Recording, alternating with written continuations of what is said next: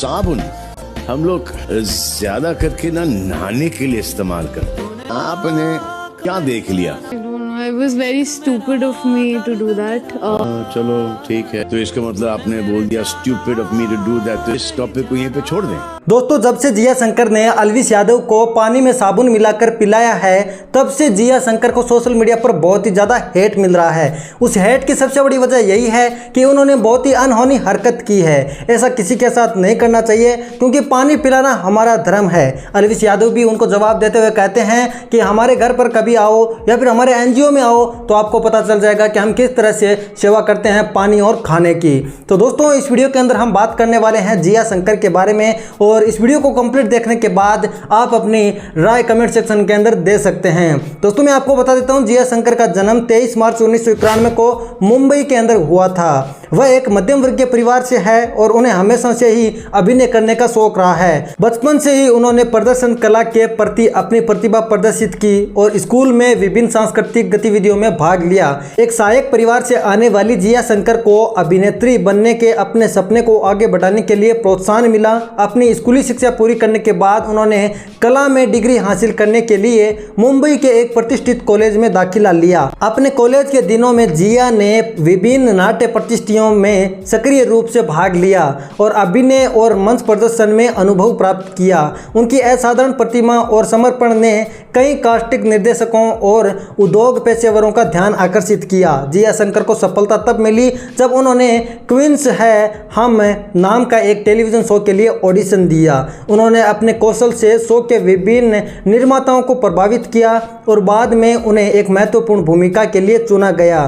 TV पर प्रसारित होने वाले इस शो ने जिया को व्यापक दर्शकों के सामने अपनी अभिनय क्षमता दिखाने का मंच प्रदान किया। क्वींस है हम में तान्या टंडन के उनके किरदार को प्रशंसा और पहचान मिली। जिया के प्राकृतिक अभिनय कौशल और उनके आकर्षण और स्क्रीन उपस्थिति के साथ उन्हें दर्शकों से जुड़ने का और खुद के उद्योग के एक प्रतिभाशाली अभिनेत्री के रूप में स्थापित करने में मदद मिली। क्वींस है हम की सफलता के बाद जिया शंकर को टेलीविजन परियोजनाओं के लिए कई प्रस्ताव मिले। उन्होंने अपनी भूमिकाओं का सावधानी पूर्वक चयन किया और ये निश्चित किया कि वे विविध किरदार निभाए, जिससे उन्हें एक अभिनेत्री के रूप में अपनी बहुमुखी प्रतिभा दिखाने का मौका मिला। इन वर्षों में जिया कई लोकप्रिय टेलीविजन शो में दिखाई दी है, जिनमें मेरी हानिकारक बीवी और गठबंधन शामिल है। इन शो में उनके प्रदर्शन ने टेलीविजन उद्योग में उनकी स्थिति को बहुत मजबूत किया और उन्हें एक वफादार प्रशंसक आधार मिला। उनकी प्राकृतिक प्रतिभा के साथ साथ उनकी कड़ी मेहनत और दृढ़ संकल्प ने उन्हें टेलीविजन अभिनय की प्रतिस्पर्धी दुनिया में अपनी पहचान बनाने में मदद की गई है। अपने टेलीविजन काम के अलावा जिया शंकर ने कहानी कहने के विभिन्न तरीके की खोज करते हुए वेब श्रृंखला और लघु फिल्मों में भी काम किया है। उन्होंने अपनी भूमिकाओं के साथ साथ प्रयोग करने की इच्छा दिखाई है और उन्हें हमेशा नई चुनौतियों का सामना करने के लिए उत्सुक रहती है। बिग बॉस में आने से पहले लोग सब यही कह रहे थे कि वो मनोरंजन उद्योग से अपना नाम तो बना चुकी है, लेकिन वो अभी भी जमीन से जुड़ी हुई है, उनके अंदर कुछ भी घमंड नहीं है। लेकिन वो हरकत देखने के बाद, यानी पानी में साबुन मिलाकर अलविश यादव को देने के बाद, लोग इनको बहुत ज़्यादा हेट करने लग गए हैं। इसके ऊपर आपकी क्या राय है कमेंट सेक्शन के अंदर जरूर बताना। अभिनय के सपने को देखने वाली एक भावुक युवा लड़की से एक कौशल टेलीविजन अभिनेत्री तक जिया शंकर की यात्रा एक प्रेरणादायक है। अपनी प्रतिभा, समर्पण और बहुमुखी प्रतिभा के साथ उन्होंने उद्योग में अपने लिए एक जगह बनाई है। जैसे जैसे वो नए रास्ते तलाशती रहती है और रोमांचक परियोजनाओं पर काम करती रहती है, जिया शंकर निसंदेह एक अभिनेत्री है जिन पर आने वाले वर्षों में नजर रहेगी। उनकी शिक्षा के बारे में हम डिटेल से बात करते हैं तो जिया शंकर ने अपनी प्रारंभिक या फिर प्राथमिक और माध्यमिक शिक्षा मुंबई, महाराष्ट्र से पूरी की। हालांकि अपने प्रारंभिक वर्षों के दौरान उन्होंने जिन स्कूल में पढ़ाई की उनके बारे में विशेष विवरण सार्वजनिक रूप से उपलब्ध नहीं है। ऐसा माना जाता है कि स्कूली शिक्षा के दौरान उन्हें एक सर्वांगीण शिक्षा मिली, जिसमें एक व्यक्ति के रूप में उनके समग्र विकास में योगदान मिला। अपनी माध्यमिक शिक्षा पूरी करने के बाद जिया शंकर ने मुंबई के एक प्रतिष्ठित कॉलेज में कला डिग्री हासिल की। हालांकि विशिष्ट कॉलेज और कला के भीतर विशेषज्ञता का क्षेत्र अज्ञात है। अपने कॉलेज के वर्षों के दौरान उन्होंने संभवतः कला, साहित्य और मानविकी से संबंधित विषयों पर अध्ययन किया। उनके परिवार के बारे में बात करते तो जिया शंकर का जन्म और पालन पोषण मुंबई, महाराष्ट्र, भारत में हुआ।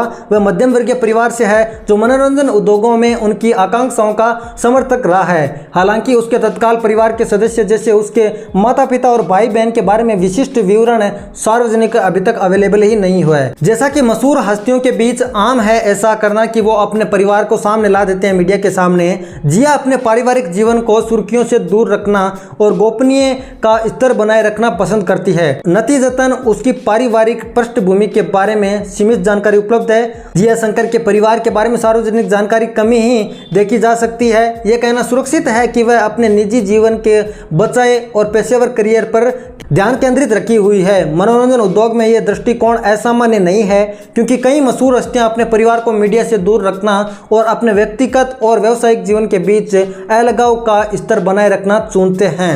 अपनी कला के प्रति जिया शंकर को समर्पण और एक अभिनेत्री के रूप में अपना करियर बनाने पर उनका ध्यान उनकी सार्वजनिक छवि का प्राथमिक फोकस रहा है। हालांकि उनकी पारिवारिक पृष्ठभूमि काफी हद तक अज्ञात है, लेकिन उनकी प्रतिभा और कड़ी मेहनत ने उन्हें पहचान दिलाई है और उद्योग के भीतर उनका प्रशंसक आधार बढ़ रहा है। उनके करियर के बारे में बात करते तो जिया शंकर ने एक अभिनेत्री के तौर पर हिंदी टेलीविजन उद्योग में अपना काम शुरू किया था और उन्होंने एक मॉडल के तौर पर अपने अभिनय करियर की शुरुआत की थी। जिया शंकर ने 2017 से 2019 तक प्रसारित टेलीविजन शो मेरी हानिकारक बीवी में अपने किरदार रागिनी माहेश्वरी से लोकप्रियता हासिल की। मेरी हानिकारक बीवी की सफलता के बाद जिया शंकर तेरी मेरी एक जिंदगी नाम के एक टेलीविजन श्रृंखला में दिखाई दी, जिसका प्रीमियर 2021 में हुआ। शो में उन्होंने अद्विक महाजन के साथ माही मित्तल की भूमिका निभाई। इस रोमांटिक ड्रामा सीरीज में उनके अभिनय को दर्शकों ने खूब सराहा। अपने टेलीविजन काम के अलावा जिया शंकर ने संगीत वीडियो में भी काम किया।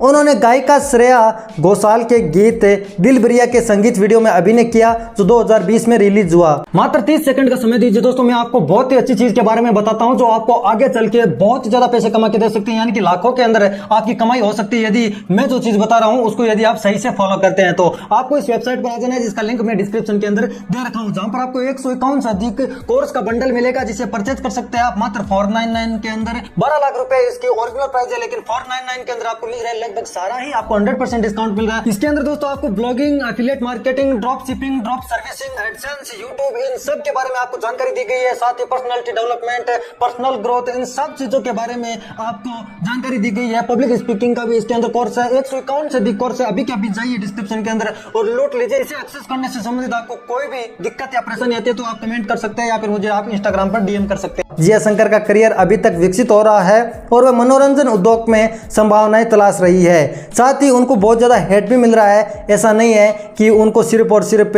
अच्छी बातें ही उनके सामने आ रही है, ऐसा कुछ भी नहीं है। उनको बहुत ज्यादा हेट सोशल मीडिया पर मिल रहा है। उसकी सबसे बड़ी वजह वही है जो मैं आपको वीडियो के शुरू में ही बता चुका हूं। दोस्तों मैं आपको बता देता हूं कि इंथा अंदागा उन्नावे 2013 में जो टीवी शो आया था, उससे लेकर वेद 2022 तक, यानी कि जो कि एक मराठी फिल्म थी, उस तक अपने करियर में बहुत ज़्यादा फिल्मों और टीवी शो में काम कर चुकी है। अब उनकी नेटवर्थ के बारे में बात कर लेते हैं। हालांकि मुझे जिया शंकर की कुल नेटवर्थ के बारे में विशिष्ट वित्तीय जानकारी नहीं है। अगर रिपोर्ट से पता चलता है कि उसकी कुल संपत्ति लगभग 2 से 3 करोड़ रुपए है, तो यह इंगित करता है कि उसने अपने करियर में एक निश्चित स्तरीय वित्तीय सफलता हासिल की है। अभिनेताओं और अभिनेत्रियों के लिए फिल्मों, टेलीविजनों, शो, ब्रांड विज्ञापन और अन्य प्रयोजनों में अपने काम से आय अर्जित करना आम है। इसके अतिरिक्त सोशल मीडिया, ब्रांड साझेदारी और सहयोग के माध्यम से मशहूर हस्तियों के लिए राजस्व का एक स्रोत भी हो सकता है। जहाँ तक जिया शंकर की टीवी शो का सवाल है, मैं हमारी बातचीत में पहले ही उनके उल्लेखनीय टीवी शो के बारे में जानकारी दे चुका हूँ। उन्हें टीवी श्रृंखला मेरी हानिकारक बीवी में रागिनी माहेश्वरी की भूमिका से पहचान मिली और तेरी मेरी एक जिंदगी में माही मित्तल की भूमिका निभाई। इन शो ने टीवी उद्योग में उनकी बढ़ती लोकप्रियता का करियर में योगदान दिया।